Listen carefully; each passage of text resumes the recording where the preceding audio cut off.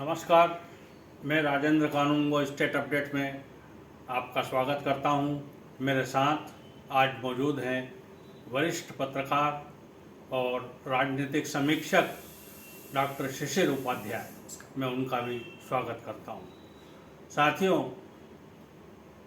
जैसा कि आप जानते हैं, नए विषयों पर हम चर्चा करते हैं। आज विषय हमने जो लिया है वो माननीय प्रधानमंत्री नरेंद्र मोदी जी के मध्य प्रदेश प्रवास को लेकर है। माननीय मोदी जी का 12-13 दिन के अंदर अंदर 3 प्रवास मध्य प्रदेश में निर्धारित हैं, जिसमें से आज पहला प्रवास उनका जो है वो बीना रिफाइनरी के क्षेत्र में है और इसके बाद 2 प्रवास उनके और हैं।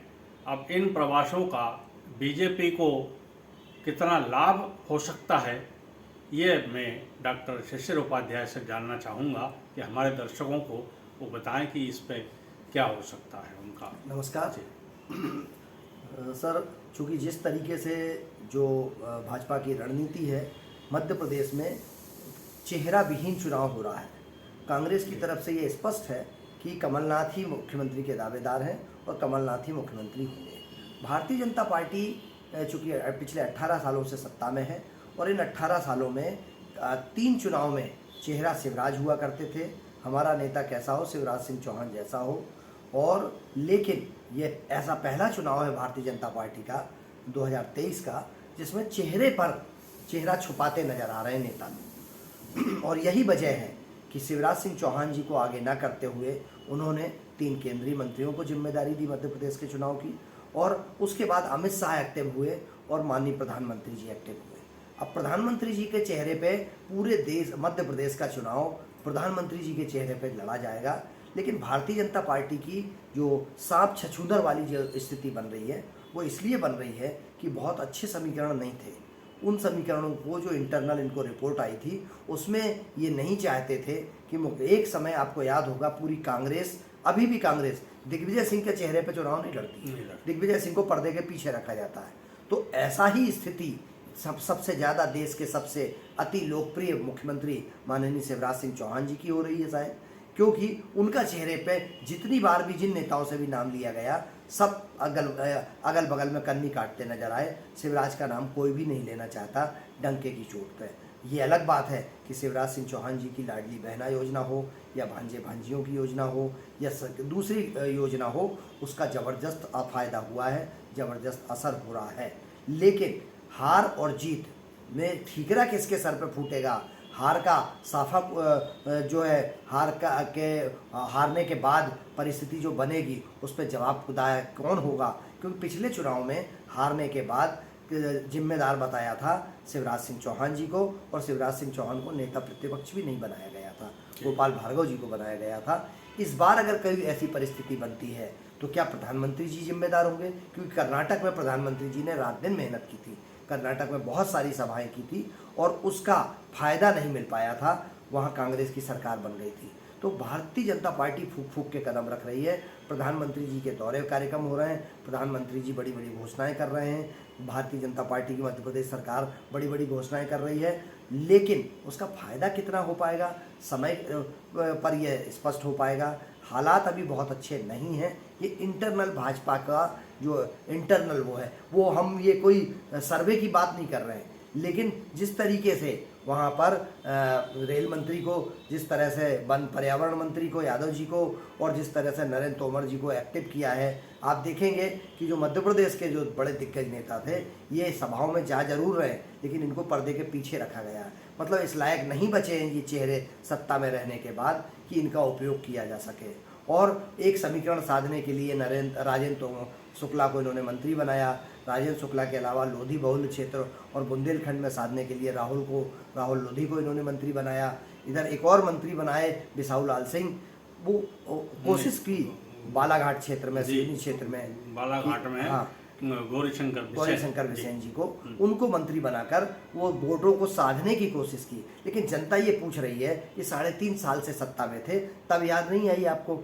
ना तो शुक्ला जी की याद आई, ना बिसेन साहब की याद आई, ना राहुल लोधी जी की। तो जनता बहुत समझदार है और जनता ये जानती है कि ये ठगने के लिए, छलने के लिए ये सब किया गया है। तो मुझे ऐसा लगता है कि माननीय प्रधानमंत्री जी का दौरा बहुत सफल होगा, इससे बहुत सारे लोगों को रोज़गार मिलेगा और रोज़गार के साथ साथ ये बात भी पार्टी जानती है कि जहाँ जहाँ माननीय प्रधानमंत्री जी का दौरा होता है वहाँ उसका भारी फायदा मिलता है। हो सकता है कुछ जगह नहीं मिला हो, लेकिन उसका फायदा मिलता है। तो माननीय प्रधानमंत्री जी का ये जो आज दौरा हो रहा है और आगामी जो 2 और उनके दौरे निर्धारित किए गए हैं, उनका निश्चित रूप से भारतीय जनता पार्टी को फायदा होगा। लेकिन यहाँ पर एक चीज़ और आपसे मैं कहना चाहूँगा कि जहाँ पर भी माननीय मुख्यमंत्री शिवराज सिंह जी चौहान का सभा होती है, वहाँ पर वे भारतीय जनता पार्टी की बात कभी नहीं करते। मामा भाई है आपका, मैं बैठा हूँ, तो इस प्रकार की बात जब हो रही है तो पार्टी की बात तो कहीं हो नहीं रही है। और इससे ये भी साबित हो रहा है कि भविष्य का उन्होंने अपने आप को नेता मान लिया है कि पार्टी यदि चुनाव में जीत के आती है, जैसे कि उनको पूरी संभावना है कि उनकी इन योजनाओं से पार्टी चुनाव में जीत के आएगी, तो क्या वे ही फिर से मुख्यमंत्री रहेंगे? आपका क्या कहना है? Sir, no doubt Madhya Pradesh में कोई भी ऐसा नेता नहीं है जो सबको मैनेज करके चल सके, सबको बैलेंस करके चल सके। आज नेताओं की एक बहुत बड़ी फौज, और मुख्यमंत्री शिवराज सिंह चौहान पब्लिक के बीच में अपील रखते हैं, पब्लिक के बीच में लोकप्रिय भी हैं। और ये बिल्कुल सही कहा, पकड़ी बात आपने, मीडिया का काम है सच्चाई उजागर करना। वो आजकल ये कहते हैं कि हम, मेरा परिवार है, ये मध्य प्रदेश की मैं परिवार चला रहा हूँ, मैं परिवार चला रहा हूँ, सरकार नहीं चला रहा हूँ।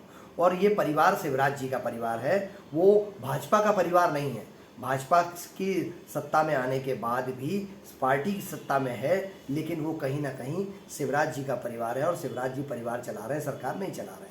इससे पार्टी में जो इंटरनल मैसेज जा रहा है ये बताता है कि सब कुछ बहुत अच्छा नहीं है। किन्हीं परिस्थितियों के कारण इतने सारे संगठन प्रभारी थोप दिए गए, किन्हीं परिस्थितियों के कारण चुनाव के 2-3 यहाँ पर यह बात आना चाहिए आपके तरफ से कि भाजपा यहाँ पर कमजोर है या शिवराज सिंह चौहान का चेहरा जो है वो नेगेटिव में जा रहा है? दोनों में से वस्तु स्थिति क्या है? भारतीय जनता पार्टी और सरकार दोनों ना तो उगल पा रहे हैं ना निगल पा रहे हैं। वो उनको पर्दे के पीछे भी नहीं कर पा रहे हैं, लेकिन वो अब वो स्थिति नहीं बची है शिवराज जी की कि उनको एक घोषणा कर दें कि हमारा नेता शिवराज। ये भी नहीं हो रहा है। 2013 के चुनाव में या 2018 के चुनाव में आपने देखा होगा, माफ़ करो महाराज हमारा नेता शिवराज, ऐसी परिस्थिति बनी थी, लेकिन ऐसे हालात नहीं बन पाए। और उसके बाद की अगर कोई स्थिति बनती है, कोई ऐसा हालात बनते हैं, तो मुझे ऐसा लगता है कि आने वाले समय में इसका पार्टी को तो इंटरनल हार जीत होती रहेगी, लेकिन पार्टी को बहुत बड़ा नुकसान हो सकता है। जी, तो डॉक्टर शिशिर उपाध्याय के इन्हीं शब्दों के साथ आज हम चर्चा को यहीं समाप्त कर रहे हैं। साथियों, यदि आपको ये चर्चा अच्छी लगी हो तो कृपा करके आप जो है इसको लाइक करें, शेयर करें और सब्सक्राइब करें, और डॉक्टर शिशिर उपाध्याय और मुझे दें आज्ञा। नमस्कार।